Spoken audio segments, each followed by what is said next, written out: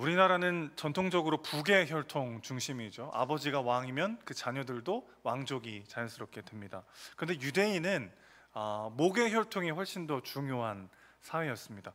둘 다, 부모 둘 다가 유대인이면 자녀도 당연히 유대인이 되지만 둘 중 한 명이 유대인이 아닐 경우, 아버지만 유대인이고 어머니가 유대인이 아닐 경우에는 그 자녀는 유대인으로 쳐주지 않았어요. 근데 반대로 아버지는 유대인이 아닌데 어머니가 유대인인 경우에는 그 자녀들도 유대인으로 인정해 줬습니다. 그 이유는 뭐냐면 보통 자녀의 신앙 교육을 하는 사람이 어머니였기 때문이죠. 우리가 쉐마 교육이라고 많이 알고 있는데 어려서부터 율법을 가르치고 율법의 말씀대로 살아가도록 이렇게 지도하는 사람이 보통 어머니였기 때문에 어떤 어머니 밑에서 자랐느냐, 이걸로 이제 유대인이냐 아니냐를 인정해 왔던 거죠. 자, 그런데 유대인들이 이스라엘 땅에만 살았던 게 아니고 전 세계로 흩어지게 됩니다. 그걸 우리는 이제 디아스포라라고 부르는데, 흩어진 하나님의 사람들이 이제 전 세계 각지에서 살다 보니까 유대인 여성들이 유대인 남자하고만 결혼하는 게 아니고 다른 종족들, 다른 인종의 남자들과 이제 결혼을 하게 되죠. 그래서 아이를 낳으면 어머니가 유대인이기 때문에 그 자녀들도 유대인으로 인정받고 유대인으로 사는 일들이 이제 벌어지게 됩니다. 그거 한번 상상해 보세요. 유대인인데 흑인인 경우도 있는 거죠. 유대인인데 백인인 경우도 있는 겁니다. 자, 대표적인 사람이 오늘 본문에 나오는 구레네 시몬입니다.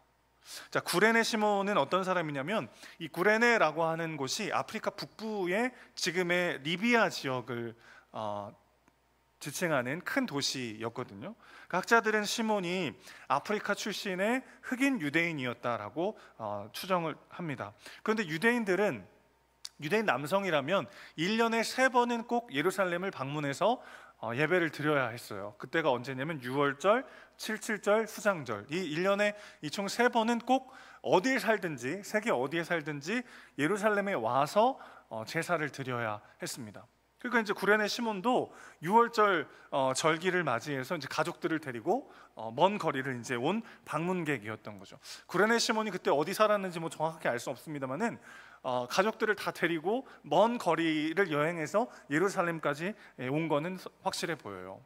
그런데 하필 그날 예수님이 십자가를 지시던 날이었던 거죠. 그래서 이제 궁금하기도 할 거 아닙니까? 뭐 소문도 좀 들었을 거고, 나사렛 출신의 어떤 청년이 자기가 하나님이라고 한다, 그러다가 이제 자기가 유대인의 왕이라고 한다고 하다가 이제 십자가에 지게 된 거니까 아마 궁금했던 모양입니다. 그래서 예수님이 십자가 지시는 곳에 가서 이제 서서 구경하고 있는 거죠. 그런데 그날 예수님의 몸 상태는 십자가를 지기가 도저히 불가능한 상태였어요. 그 전날 밤새 이리저리 끌려다니면서 재판을 받으셨고, 또 희롱 받으시고, 또 39번의 채찍을 맞으시면서 온몸이 다 갈기갈기 찢긴 상태입니다. 그러니까 거의 뭐 지금 이미 산 사람의 몸이 아닌 상황인 거죠. 그런 상태에서 어떻게 그 십자가를 지고 골고다 언덕까지 갈 수 있었겠어요. 그러니까 로마 군병이 도저히 예수님이 일어나질 못하니까 이렇게 보다가 딱 봐도 눈에 띄잖아요. 건장해 보이고, 보통 이제 흑인들이 이렇게 약간 체력도 좋잖아요. 이렇게 딱 보니까 눈에 띄니까 불러와가지고 예수님 대신에 십자가를 대신 지게 한 거죠. 당시 로마 군인은 공무 수행을 위해서 이 지배국 백성들에게 일정 양의 일을 시킬 수 있는 권한을 가지고 있었습니다. 그러니까 꼭 뭐 이렇게 대가를 지불하지 않아도 일정량 일을 시킬 수 있는 거예요. 보이는 사람을 아무나 데려다가, 로마 군인은. 그런데 이게 또 뭐 그냥 도와줄 수 있지라고 생각할 수 없는 게, 율법에 의하면 나무에 달린 자는 하나님께 저주받은 자입니다. 그러니까 어려서부터 신앙교육을 받고 유대인으로 자랐던 구레네 시몬은 너무 이게 치욕스럽고 하기 싫은 일인 거죠. 어쩌다가 6월절을 지키려고 먼 길을 지나서 예루살렘에 왔는데 이 저주와 수치의 상징인 피 묻은 십자가를 짊어지게 된 거예요. 그게 아들이 둘이 있습니다. 그의 아내와 두 아들이 막 울면서 아버지를 걱정하면서 아버지를 따라 아마 골고다 언덕까지 같이 갔을 거예요. 억지로 마지못해 예수님과 자리를 잠깐 바꾸게 됐던 구레네 시몬. 하나님은 이 구레네 시몬의 가정과 그 자녀들을 축복하시고 위대한 믿음의 사람으로 이 가정을 들어 사용하십니다. 마가복음 15장 21절을 보면은 이 예수님과 자리를 바꾼 이 구레네 시몬의 이 이야기를 어떻게 묘사하고 있냐면요, 제가 한번 읽어드릴게요. 마침 알렉산더와 루포의 아버지인 구레네 사람 시몬이 시골로부터 와서 지나가는데 그들이 그를 억지로 같이 가게 하여 예수의 십자가를 지우고. 자, 재밌는 표현이 여기 나옵니다. 구레네 사람 시몬을 어떻게 지금 소개하고 있어요? 알렉산더와 루포의 아버지. 마침 알렉산더와 루포의 아버지 구레네 시몬이 지나갈 때, 뭐 제3자 입장에서는 마침이겠지만 구레네 시몬 입장에서는 하필이겠죠. 하필 그 지나가고 있는데, 근데 중요한 건 구레네 시몬을 소개하는 누구를 통해서요? 그의 두 아들인 알렉산더와 루포를 통해서 구레네 시몬을 지금 소개하고 있는 거예요. 여러분, 만약에 여러분이 우리를 모르는 다른 누군가에게 소개하려면 뭐라고 소개하시겠습니까? 은혜샘교회 담임 목사라고 소개하겠죠, 그렇죠? 근데 박하준과 박시우의 아버지다라고 소개하려면 이 두 아이가 굉장히 유명해야 되잖아요. 그러니까 마가복음을 읽는 1세기 크리스천들에게 구레네 시몬보다 더 유명한 사람이 누구예요? 그의 아들이었던 알렉산더와 루포였다는 거예요. 두 아들은 이미 초대교회에 잘 알려진 믿음의 거장들로 자라났던 거죠.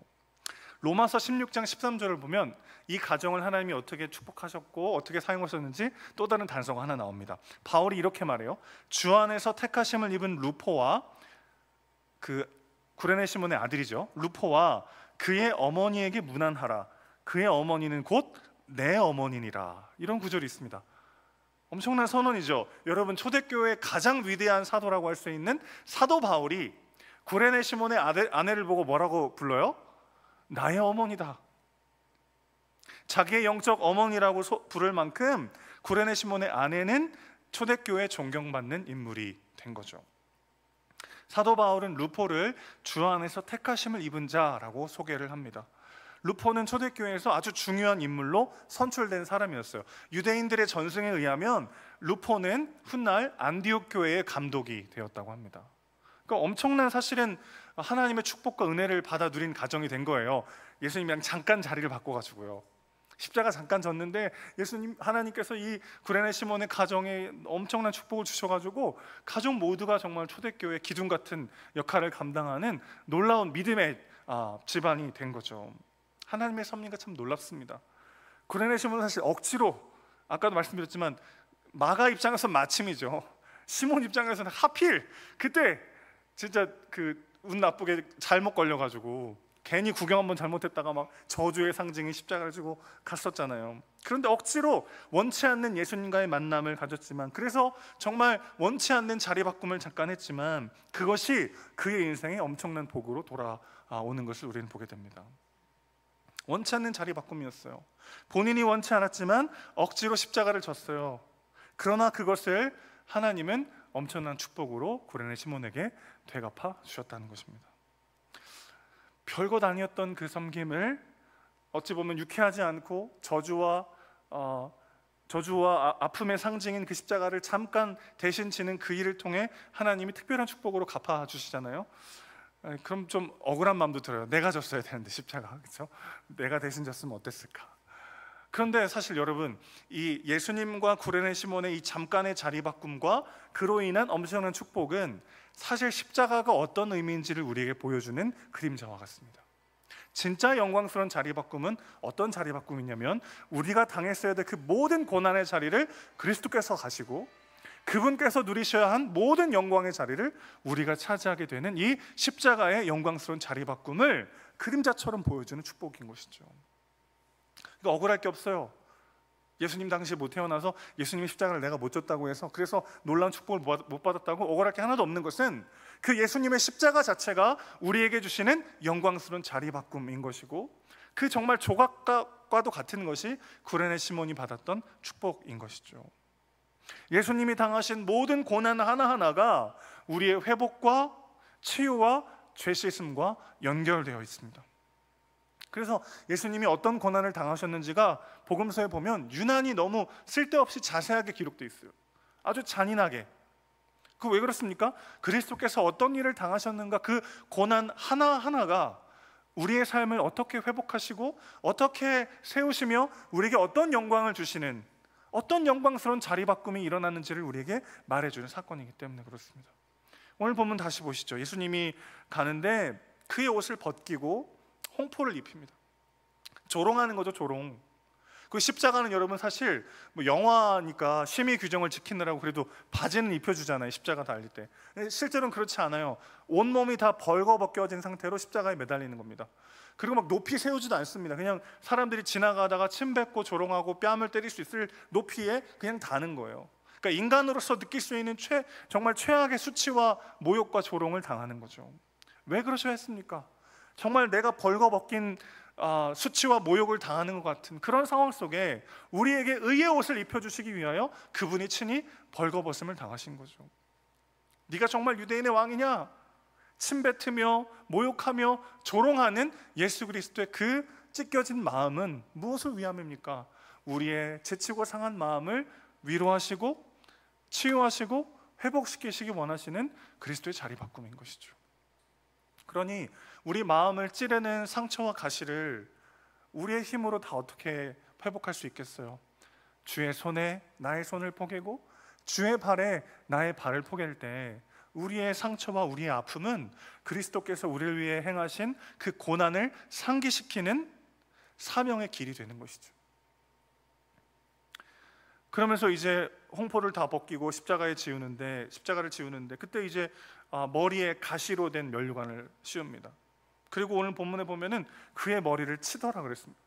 가시로 된 면류관을 쓴 상태로 머리를 치면 어떻게 돼요?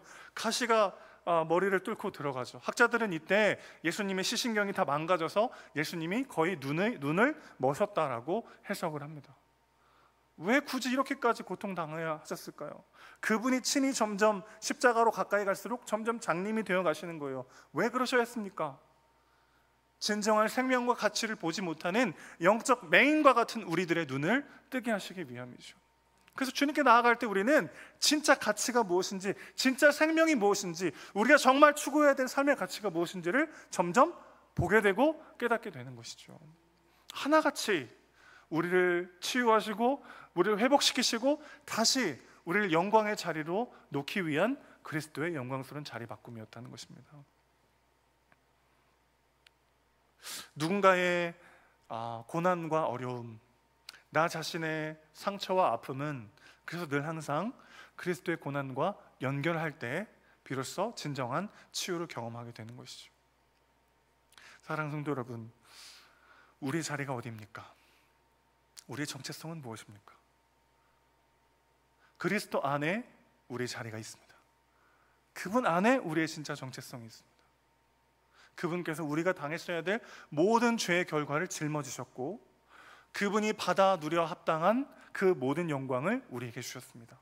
그날 구레네 시몬만 잠깐 자리를 바꾼 게 아니라 그날 골고다 언덕에서 그리스도와 우리의 자리가 바뀐 것이죠.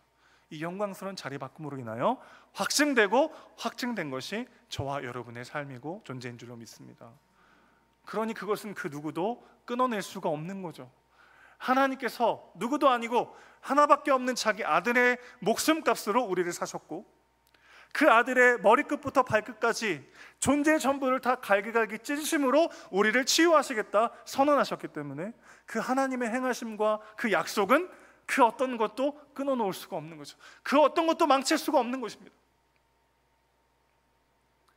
그 안에 우리의 존재의 보장이 확증된 것이죠.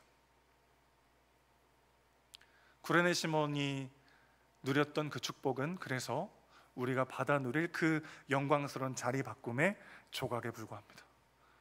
그림자에 불과합니다. 주 예수를 믿으라. 그리하면 너와 내 집이 구원을 얻으리라. 이 한 줄의 약속이 얼마나 위대하고 영광스러운 약속인지 아세요, 여러분? 여러분이 기대하시는 것보다 훨씬 더 하나님은 우리와 우리 가정을 영광스럽게 사용하실 것입니다. 자신의 목숨을 걸고 약속하신 것입니다. 자신의 존재와 생명 전체를 다하여 우리와 바꾸신 그 영광스러운 자리입니다. 믿음의 눈으로 그 자리를 보십시오.